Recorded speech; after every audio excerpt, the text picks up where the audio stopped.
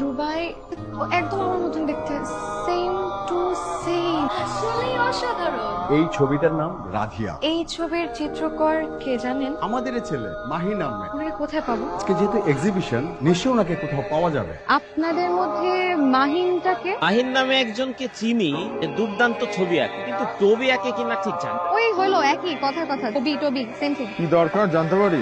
বেশি কথা বল। আমি জিজ্ঞেস করেছি আপনি চিনেন কিনা। কে না কে কার ছবি এঁকেছে, তোর চেহারার সাথে না আমার একটু মিলে গেছে। কি এমন মহাভারত অশুদ্ধ হয়েছে? গ্যালারির ছবিতে হাত দেওয়া নিষেধ লেখা আছে, কারণ ছবি হাত দিয়ে নয়, চোখ দিয়ে স্পর্শ করতে হয়। আমি সেই থেকে আপনাকে দেখছি, আমার সাথে এরকম আচরণ, মানে আপনার প্রবলেমটা কি?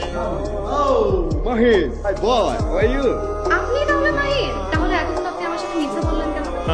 মিথ্যা বলেছি কারণ আপনার রাগি রাগি চেহারাটা দেখতে খুব ভালো লাগছিল। মানুষ পটাতে তো দেখি আপনি ভীষণ পুট। তাছাড়া আমি আপনাকে কখনো বলেছি যে আমি আপনার উপরে রাগ? ওয়েটের চিত্র, তাই আমার কাজ হচ্ছে সাবজেক্টের মনের কথা ইমেজে ফুটিয়ে তোলা। আপনার ইমেজিনেশনে আমার ইমেজ কোথা থেকে পেলেন?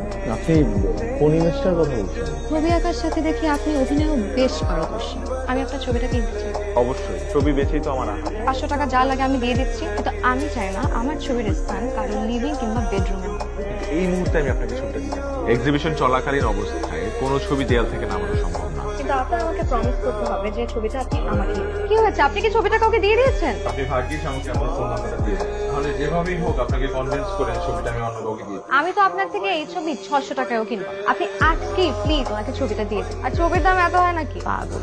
ঘুম ভাঙলে মনে হয় সত্যি তো তুমি আমার পাশে, কিন্তু স্বপ্নে তো রং, স্পর্শ এগুলো কিছু তোমার বেলায় আমার এরকম হয় কেন বলো? প্রথম প্রেম তো তাই হয়। প্রেম পূর্ণ হওয়ার সাথে সাথে রূপ, রং, গন্ধ সবকিছু রং হয়ে যাবে। তুমি দেখো কি হয়েছে তোর, এত ওষুধ খাচ্ছিস?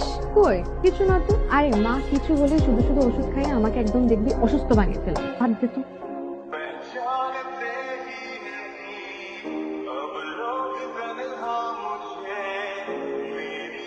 এই যে দেখছো, পুরোটা হচ্ছে আমার পৃথিবী, আর এই পৃথিবীতেই আমার স্বপ্নরা জন্ম নেয়। আরে তুমি এইরকম অবস্থা কেন? সবার মধ্যে যাদের জন্ম তাদের স্বাস্থ্য ভালো হয় কি করে? এটাই হচ্ছে আর্টিস্টের ম্যাজিক। এটা তো শিল্পের প্রতি একদম অন্যায়। আমি একটু মন ভরে আমার রাধিয়াকে দেখি, আমি তোমাকে রং বলে ডাকি। বেশ সুন্দর রং, যাতে আবার ইংরেজি রং। আমার রাধিয়া কোথায়? ও আমার সাথে এরকম কেন করলো? আমি কি এমন অপরাধ করেছি যে আমার সাথে আমাকে এত বড় একটা শাস্তি দিল? আমি গত 4-5 মাস ওকে কোথায় খুঁজিনি, আমি কোন মাদের মতো খুঁজছি, সব জায়গায় খুঁজছি, কিন্তু কোথাও পাইনি আমি। গত কয়েক মাস ধরে সে হসপিটালে চিকিৎসাধীন অবস্থায় আছে। ডাক্তার বলেছে ব্রেইন টিউমার। ওটা এতই বড় হয়ে গেছে, ডাক্তার বলেছে খুব ক্রিটিক্যাল অবস্থা। কি বলছো এগুলো তুমি? আমাদের মাঝেও হয়তো আর বেশি দিন থাকবে না।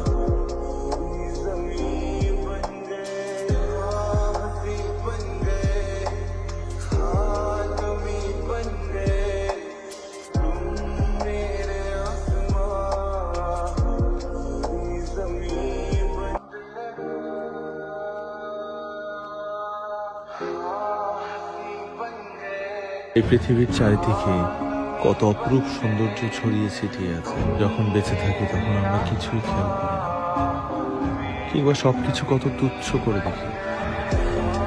আর যখন সময় ফুরিয়ে আসে তখন একরাশ হাহাকার আর চোখের সামনে কিছু অন্ধকার জোনাকি পোকা ছাড়া আর কি বাধা।